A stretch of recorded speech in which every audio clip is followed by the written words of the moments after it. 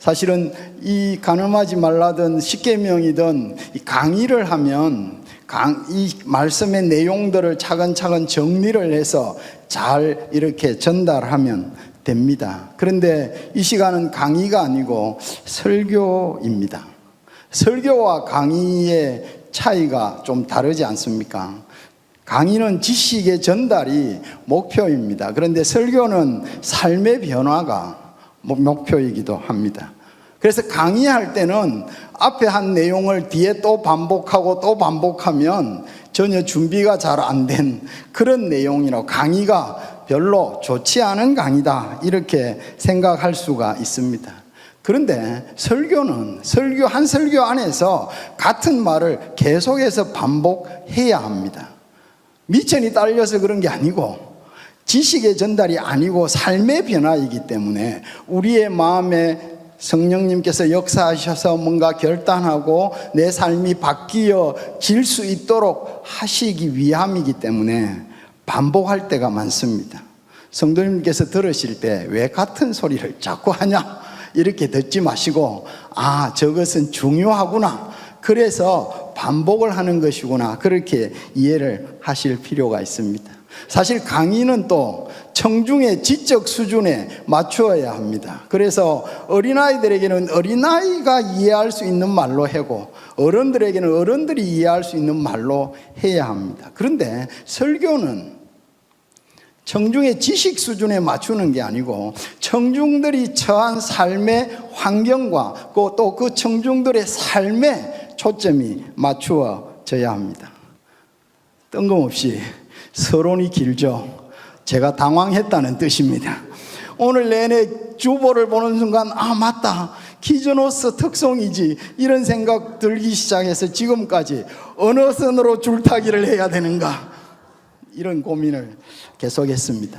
그래서 이 설교를 듣고 우리 주일학생들이 부모님들께 물을 겁니다. 간음이 뭐야? 부모님들께서 대답해 주시기를 바랍니다. 제가 이 시간에 다 맞게 대답해 드릴 수가 없습니다. 오늘 우리가 7번째 계명을 살핍니다. 그런데 6계명부터 6번째 계명부터 나머지 이 4계명을 살펴보면 우리가 함께 생각해야 될 것이 그것입니다.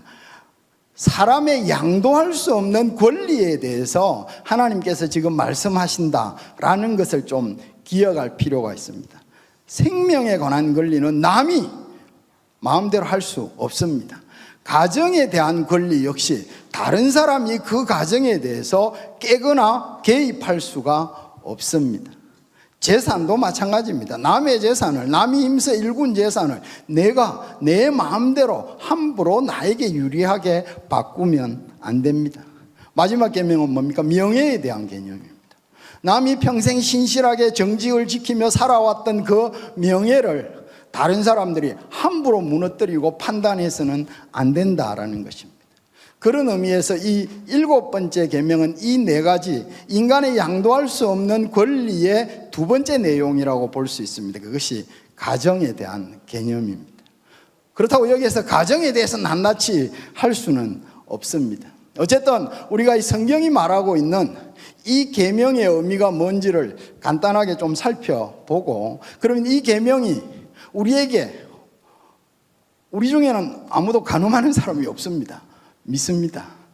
그런데 그렇다면 이 계명이 우리와 아무 관련이 없는가? 우리가 이 땅을 살아가면서도 우리 교회 안에서 이 계명은 우리에게 무엇을 말씀하는가를 한두 가지 살피고 마치려고 합니다. 먼저 이 계명에 대해서 교리문답, 우리가 중요하게 생각하는 교리문답은 우리에게 이렇게 가르치고 있습니다. 하이델베르그 교리문답은 이렇게 묻습니다. 108번째 질문, 제가 읽으면 여러분들은 답을 읽어 주시기 바랍니다. 7번째 계명은 우리에게 무엇을 가르칩니까?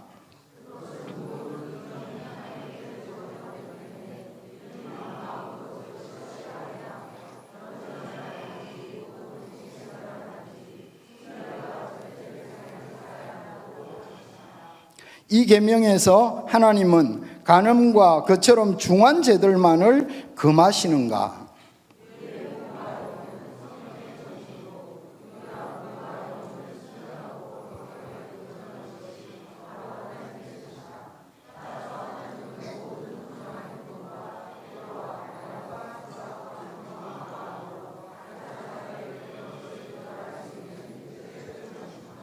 이렇게 우리를 가르칩니다. 그런데 부정과 관계된 단어 앞에 모든이라는 말이 붙어 있습니다. 간음하지 말라에서 우리가 기억해야 되는 것은 성과 관련된 모든 부정한 일을 금하고 있다라는 것을 기억할 필요가 있습니다. 웨스트민스터 소교리 문답은 71문 72문에서 우리에게 이렇게 묻습니다. 제7계명이 명하는 것은 무엇입니까?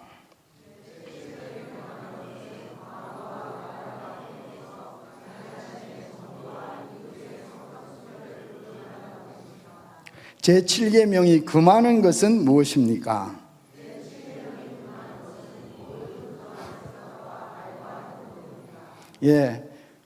웨스트민스터 신앙고백서도 마찬가지입니다. 부정에 관계된 수식어 모든 그것을 우리가 좀 기억할 필요가 있습니다. 그런데 우리가 이 7번째 계명과 관련해서 구약의 여러 가지 말씀들을 좀 생각해 볼 필요가 있습니다.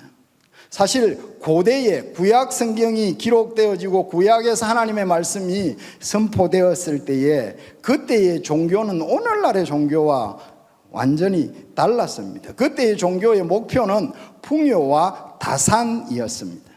그래서 이 다산의 핵심이 뭐겠습니까? 인간의 생명력이 절정에 달하는 것은 인간을 생산하는 그런 성관계를 통해서 이루어진다라는 것이 믿음의 그들의 핵심이었다라는 것입니다. 그래서 메소포타미아 문명에서 시작된 이슈타르라는 여신이 있지 않습니까? 다신의 여신입니다. 이 여신이 가나안으로 들어오면 우리 성경에는 아스타롯, 똑같은 말이죠. 이슈타르나 아스타롯이나. 이 아스타롯 가나안이 그리스로 가면 우리가 잘 아는 아프로디테가 됩니다. 이 여신이 로마로 가면 비너스가 됩니다. 우리가 미의 여신 비너스라고 말하지만 좀 더 근원을 살피면 이 비너스는 다산의 여신이었다라는 것입니다. 그래서 이들의 신을 숭배하는 신전은 언제나 성과 밀접한 관련을 갖고 있었다라는 것입니다. 그래서 헤로도토스가 쓴 역사에 보면 이런 내용이 나옵니다. 이집트 테베에서는 결혼 정년기에 이런 모든 처녀들이 결혼하기 전 한 달 동안 신전에서 성접대부 노릇을 하지 않으면 안 되었다. 이 헤로도토스가 10년 동안 그 아시아와 유럽을 두루두루 다니면서 조사를 했습니다. 이집트에 관한 기록에서 이렇게 말하고 있습니다. 그래서 고대의 종교는 이 제의적인 음행, 소위 예배가 음행이 예배로 인정되는 그런 시대였다라는 것입니다.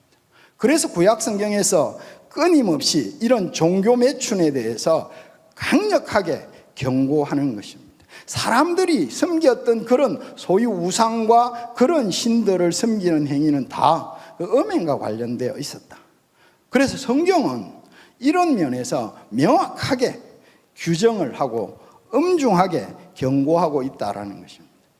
레위기 20장 10절은 이렇게 말씀합니다. 누구든지 남의 아내와 간음하는 자 곧 그 이웃의 아내와 간음하는 자는 그 간부와 음부를 반드시 죽일지니라. 결혼한 여자, 남의 아내와고는 어떤 성적인 관계도 가져서는 안 된다라는 것입니다. 그런데 왜 여기에서 여자들과 관계를 가져서는 안 된다는 표현이 등장할까요? 여자들이 약자였기 때문입니다. 여자들은 사실은 모든 면에서 약자였습니다. 만약에 이런 것의 행위가 인정되는 순간 여자들은 언제나 피해자였다라는 것입니다. 문란한 생활이 계속되는 사회에서 여성들은 무조건 피해자였습니다. 가정에 도움을 받아야 될 사람들도 여성들입니다. 가정이 파괴되면 치명적인 어려움, 생존의 위험을 겪는 사람들이 다 여자였다라는 것입니다. 그래서 성경은 더 엄격하게 남자들을 향하여 남의 아내와 간음하지 말라라고 말씀을 하는 것입니다. 성경에 보면 사무엘하 12장에 보면 남의 아내와 잠잔 남자가 있습니다. 그 사람이 누구죠? 다윗입니다. 다윗은 우리아의 아내와 동침을 했습니다. 동침 이후에 하나님께서 이렇게 말씀합니다. 12장 9절부터 10절에 보면 그러한데 어찌하여 내가 여호와의 말씀을 업신여기고 나보기에 악을 행하였느냐. 그리고 뒤에 이렇게 말씀합니다. 이제 내가 나를 업신여기고 헷 사람 우리아의 아내를 빼앗아 내 아내로 삼았은즉 칼이 내 집에서 영원히 떠나지 아니할 것이다. 여호와를 업신여겼다라고 말씀합니다. 이 업신여겼다는 말씀이 무슨 말입니까? 능멸했다라는 것입니다. 그분의 명예와 그분의 모든 권위를 짓밟고 무시했다라는 것입니다. 하나님이 천지의 창조주의 권위를 무시하고 명예를 더럽히고 짓밟았다. 그것이 남의 아내와 동침한 다윗을 향하여 주시는 하나님의 명령입니다. 물론 당연히 또 레위기 20장에 보면 동성애 문제가 지적되고 있습니다. 이것은 하나님의 창조 질서를 완전히 파괴하고 하나님의 명예를 짓밟는 것이고 하나님을 업신여기는 것이다 라는 것을 성경이 기록하고 있습니다. 창세기 39장 7절부터 9절에 보면 요셉에 대한 말씀이 등장하고 있습니다. 요셉은 자기를 지속적이고 끊임없이 유혹했던 주인의 아내를 향하여 이렇게 말합니다. 이 집에는 나보다 큰 이가 없으며 주인이 아무것도 내게 금하지 아니하였어도 금한 것은 당신뿐이니 당신은 그의 아내입니다. 이런즉 내가 어찌 큰 악을 행하여 하나님께 죄를 지으리까 라고 말씀합니다. 이게 단순한 어떤 도덕적인 문제가 아니다. 도덕적인 문제가 단순합니까? 도덕적인 문제가 아니다라는 것입니다. 이것은 아주 영적인 문제고 이것은 신앙적인 문제고 하나님을 모욕하는 문제다라는 것을 요셉은 정확하게 알았다라는 것입니다. 동시에 이것은 주인이 맡긴 권한과 책임을 위배하는 것일 뿐만 아니고 하나님께 큰 악을 저지르는 것이다 라는 것입니다. 구약에서 성경은 이 간음의 문제를, 음행의 문제를, 결혼 외에 성관계의 문제를 이렇게 분명하게 밝히고 있습니다. 그런데 예수님은 신약에 오면 예수님은 한 걸음 더 나아갑니다. 마태복음 5장 27절부터 28절입니다. 보이시죠? 같이 한번 읽겠습니다. 시작.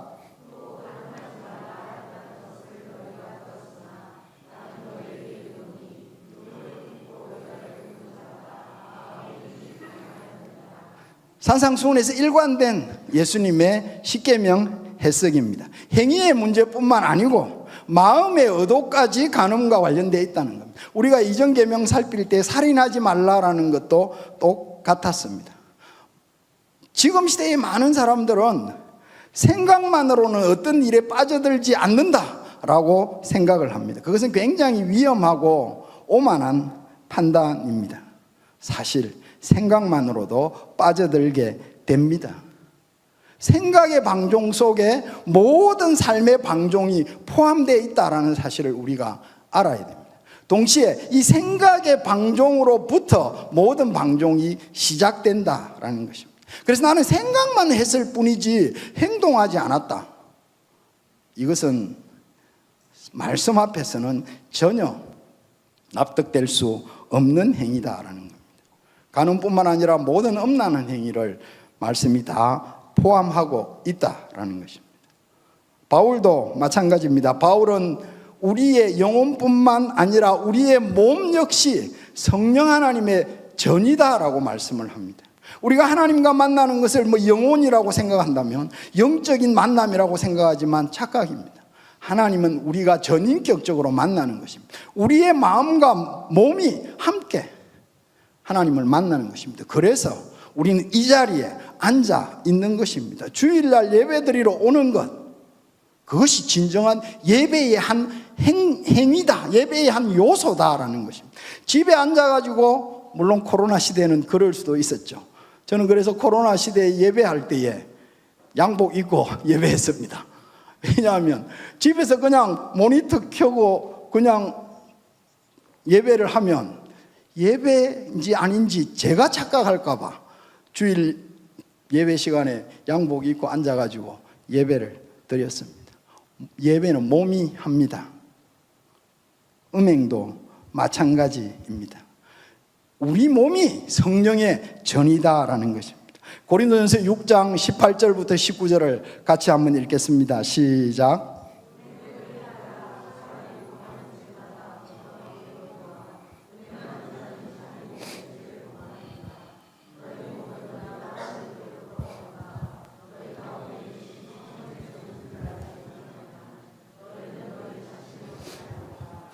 예, 자기 몸에 범한 죄. 그래서 우리가 성령의 전이다라는 것입니다. 그런데 이제 이 구절은 조금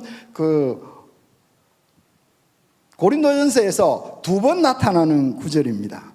고린도전서 3장 16절부터 17절에 보면 너희는 너희가 하나님의 성전인 것과 하나님의 성령이 너희 안에 계시는 것을 알지 못하느냐라는 말씀이 있습니다. 이것은 다른 내용입니다. 같은 내용을 반복한 것이 아니고 고린도전서 3장 16절 17절은 교회에 대한 내용입니다. 즉 교회 공동체가 하나님의 성전이고 하나님의 성령이 임하는 공동체다라는 것입니다. 그런데 고린도전서 6장은 우리 개인을 향한 하나님의 말씀입니다. 교회 공동체든 개인이든 우리 모두가 다 성령 하나님의 전이다라는 것입니다. 그래서 칼빈은 이렇게 말합니다. 우리는 모든 순결함의 원천이신 하나님의 아들을 우리의 더럽고 혐오스러운 것들과 뒤섞지 말아야 합니다 라고 말씀합니다. 사실은 이것은 개인에게 주시는 하나님의 말씀인 동시에 개인의 범죄는 공동체의 범죄로 이어진다는 것, 우리가 함께 생각해 볼 필요가 있습니다. 이제 우리가 이 간음하지 말라라는 계명을 강의를 듣는 시간이 아니고 설교를 듣는 시간이니까 우리가 살아가는 삶에서 우리가 가져야 될 원리를 몇 가지를 함께 나누고 마치겠습니다. 첫 번째, 우리가 간음하지 말라라는 명령을 들을 때마다 우리는 죄에 대한 생각을 성경과 맞추어야 한다라는 것을 기억할 필요가 있습니다. 우리는 성경이 말하는 죄를 혹시 법률 용어로 생각할 수가 있습니다. 그래서 간음하지 말라라고 말할 때 나는 관계를 갖지 않았어, 괜찮아 라고 말할 수 있습니다. 나는 법이 정하는 테두리를 넘지 않았어 라고 주장할 수가 있습니다. 그러나 성경은 죄를 저기 있는 것처럼 1차적으로 상태라고 말합니다. 행위는 부차적이다라는 것입니다. 아까 말한 것처럼 방종은 생각으로부터 시작된다라는 것입니다. 예수님이 산상수훈에서 계속해서 강조한 것입니다. 살인하지 말라, 간음하지 말라, 마찬가지입니다. 내 생각으로부터 출발한다. 그래서 성경이 죄에 대한 생각을 무엇이라고 가르치는지를 살펴볼 필요가 있습니다. 우리가 신앙생활을 하는 사람들이 간음하지 않습니다. 그런데 우리가 주님 앞에 주일 공예배 때 참회의 기도, 사죄의 기도를 드릴 때에 이 기도도 들어가야 되는 것은 우리의 생각이 그 죄를 범하기 때문이다라는 것입니다. 살인이 행동의 문제가 아니었듯이 간음도 경계의 문제가 아니고 그 마음의 출발의 문제인 것을 우리가 기억하자라는 것입니다. 두 번째, 우리는 간음이 단순한 개인의 도덕적인 죄가 아니다라는 사실을 알아야 됩니다. 간음은 자신도 파괴할 뿐만 아니고 자기와 결혼한 상대에 대한 모욕일 뿐만 아니고 이웃의 가정에 대한 파괴다라는 사실을 생각해야 됩니다. 그래서 간음은 개인의 도덕적인 죄일 뿐만 아니고 사실은 남의 가정을 무너뜨리는 사회적 범죄이기도 하고 앞에서 살핀 것처럼 하나님을 업신여기는 치명적인 영적인 범죄다라는 사실을 기억할 필요가 있습니다. 조금 더 설명을 좀 더하면 사실은 이 범죄는 하나님에 대하여, 자신의 몸에 대하여, 자신의 배우자에 대하여, 불륜 상대에 대하여, 불륜 상대의 배우자에 대하여 무려 5가지 관계에서 범죄하는 행위다라는 것을 기억할 필요가 있습니다. 세 번째, 우리가 이 계명을 생각을 하면서 욕구와 욕망을 구분할 필요가 있다라는 것입니다. 욕구가 무엇이겠습니까? 욕구는 인간다운 삶에 필요한 본질적인 요소들입니다. 배고프시죠? 그러면 먹어야 됩니다. 피곤하시죠? 그러면 쉬어야 됩니다. 이런 것들이 본질적인 욕구들입니다. 그런데 이 욕구가 해결될 때에 결과는 뭐겠습니까? 만족으로 나타납니다. 우리가 배가 고파서 밥을 먹고 나면, 배가 부르면 만족합니다. 배가 부른데도 계속 더 먹는 사람은 정신이 문제입니다. 그 사람은 정신을 치료받아야 됩니다. 이것이 굉장히 중요하다라는 것입니다. 그런데 욕망은 뭐겠습니까? 욕망은 죄로 타락한 욕구들이다라는 것입니다. 그래서 이것은 만족이 안 됩니다. 그래서 계속 더 강한 것들을 찾아가야 됩니다. 그래서 이걸 뭐라고 부릅니까? 중독이라고 부르는 것입니다. 그런데 이 욕구는 우리의 몸에 주어진 우리의 생존을 위한 그런 필요들입니다. 그런데 욕망은 죄로 타락한 욕구들이기 때문에 만족이 되지 않습니다. 점점 더 강한 자극들을 계속해서 요구를 하게 됩니다. 아까도 말씀드린 것처럼 배가 고파서 먹었는데 계속 배는 부른데도 계속 먹고 싶다. 이것은 무슨 문제냐면 정신의 문제다라는 것입니다. 그렇게 보면 어떤 통제할 수 없는 성적인 욕망 이런 게 있다면 이것은 몸이 요구하는 것이 아니고 내 정신이 문제다라는 것입니다. 이것을 우리가 좀 기억할 필요가 있습니다. 그래서 아우구스티누스는 아주 중요한 말을 합니다. 시편 해설에서 밑에 것부터 한번 읽어 주시기를 바랍니다. 시작.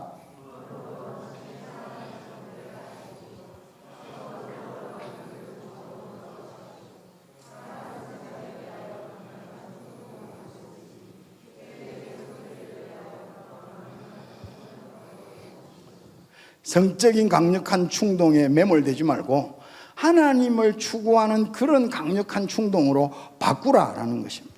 물을 하수관으로 그렇게 흘려보내지 말고 정원을 가꾸는 아름다운 것으로 사용하라라는 것입니다. 우리 속에 욕망이 있고 열정이 있다면 그것을 하나님을 추구하는 데 쓰라라고 강조를 하고 있다라는 것입니다.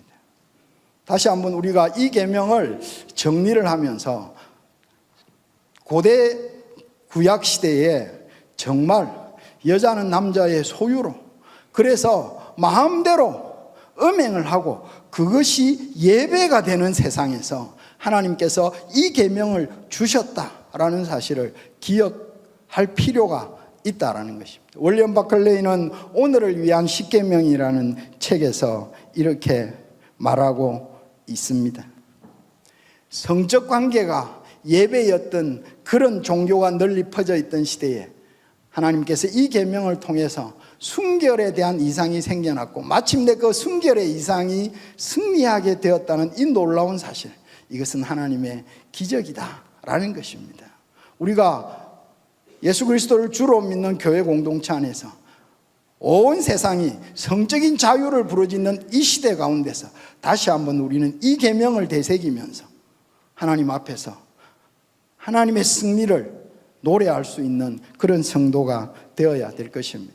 마지막으로 우리가 하나 더 살펴볼 것이 있습니다. 그렇다면 우리는 이 계명에 대해서 뭐 그 정도 알면 되는 거 아니냐? 그런데 마지막으로 한 가지 더 살펴볼 것이 성인지 감수성의 문제입니다. 오늘날 이것이 심각하게 문제가 되지 않습니까? 성인지 감수성이 문제가 되어서 무슨 성희롱, 성폭력 이런 문제들로 온 세상이 시끄럽습니다. 우리가 예수 그리스도를 믿는 사람들로서, 성도들로서 우리 모두가 사회와 교회 공동체 안에서 이 성인지 감수성의 문제를 조금 더 심각하게 우리 자신에게 깨닫게 할 필요가 있다라는 것입니다. 성경이 뭐라고 말씀합니까? 디모데전서 5장 2절 같이 읽겠습니다. 시작.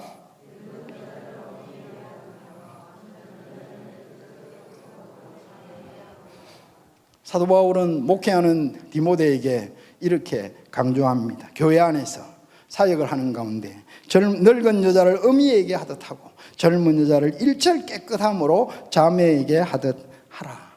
저는 이 구절을 한마디로 성인지 감수성을 성령의 능력으로 유지해 가라라는 말씀으로 읽는 것입니다. 성인지 감수성이 뭐겠습니까? 저기에 기록된 대로 성별의 차이로 인한 일상의 차별과 불균형을 인지하고 받아들이는 감성이다, 뭐 이렇게 말했습니다. 제가 제 말로 해석을 하면 남자와 여자는 상대의 태도와 행동에 대해서 판단하는 기준이 다르다라는 사실을 아는 것입니다. 남자들이 생각할 때 이 정도는 괜찮겠지, 그런데 상대인 자매는 전혀 그렇지 않다라는 것입니다. 성인지 감수성이 이런 것입니다. 나는 이 정도는 괜찮다고 생각했는데 상대는 전혀 그렇게 받아들이지 않는다는 것입니다. 교회 공동체 안에도 혹시 이런 일들이 있을 수 있습니다. 그래서 굉장히 반가워서 또는 위로하고 싶어서 이런 것들을 합니다. 그런데 나중에 상대가 전혀 그렇게 받아들이지 않는 것입니다. 상대가 잘못된 게 아니고 내가 잘못됐다라는 것입니다. 저는 우리가 성령의 충만하심을 사모하면서 성령 하나님의 인도를 기대하면서 이런 성인지 감수성이 예민해질 필요가 있다라는 것입니다. 성인지 감수성이 높아진다는 것은 나의 은행이 특별히 남녀 관계에서 상대방이 어떻게 느낄까를 생각하면서 그간의 관행이나 습관을 바꾸는 것이다 라는 사실이 성인지 감수성이다라는 것입니다. 이때까지 해왔던 행동이 전혀 자유스러운 행동이 아니다라는 것을 인정하는 것입니다. 상대가 어떻게 받아들일까를 생각하면서 조심하면서 그들의 상태와 그들의 판단을 배려하면서 내 관행과 내 습관, 우리가 해왔던 관행과 내 습관을 고치는 것, 그것이 성인지 감수성을 제대로 갖추는 것이다 라는 것입니다.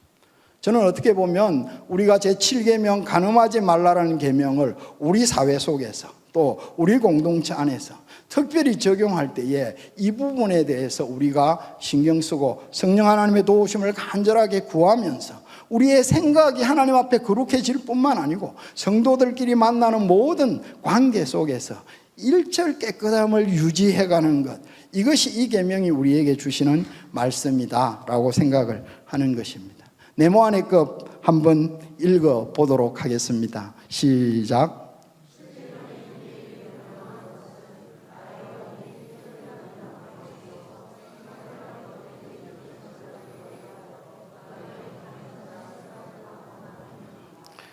예, 말씀을 마치겠습니다. 우리가 이 계명을 읽어가면서 성경은 먼저 죄를 1차적으로 상태라고 말한다라는 사실을 기억하십시오. 그리고 부차적으로 행동이다라고 말씀하고 있다라는 것입니다. 간음도 역시 마찬가지로 어디까지 갔느냐, 그게 전혀 중요한 것이 아니고 내 마음, 내 의도가 어떻게 출발했는가가 중요한 것이다 라는 것입니다. 두 번째, 간음은 개인의 도덕적인 죄뿐만 아니고 가정을, 이웃의 가정을 파괴하는 사회적인 범죄이고 동시에 하나님을 업신여기는 심각한 영적인 범죄인 것을 기억해야 할 것입니다. 생리적인 욕구는 해결하면 만족됩니다. 그런데 욕망은 만족되지 않는다라는 사실을 기억하면서 만족되지 않는 욕망으로 자신을 계속해서 파괴시켜가는 그런 삶을 거부하고, 아우구스티누스가 시편에서 말했던 것처럼 하수관으로 흘러들어가는 그물을 정언을 가꾸는 물로 바꾸어내는 그런 것, 무엇이 그것을 가능하게 하겠습니까? 성령 하나님의 역사입니다. 그래서 기도하고 말씀에 더 특별히 엎드리는 그런 삶, 그래서 우리가 우신의 왜곡된 욕망에 사로잡히는 것보다 세상을 창조하신 거룩하시고 전능하신 하나님을 갈망하는 열심으로 바꾸어내는 삶을 살기를 기도해야 될 것입니다. 무엇보다도 성령 하나님의 역사를 통해서 교회 안에서 말과 행동 가운데 성도들을 세심하게 배려하고 살피는 그런 민감한 성인지 감수성을 가진 그런 성도로 살아서 우리 교회가 언제나 평안하고 기쁘고 감사가 넘치는 그런 교회가 되기를 기도해야 될 것입니다. 함께 기도하겠습니다.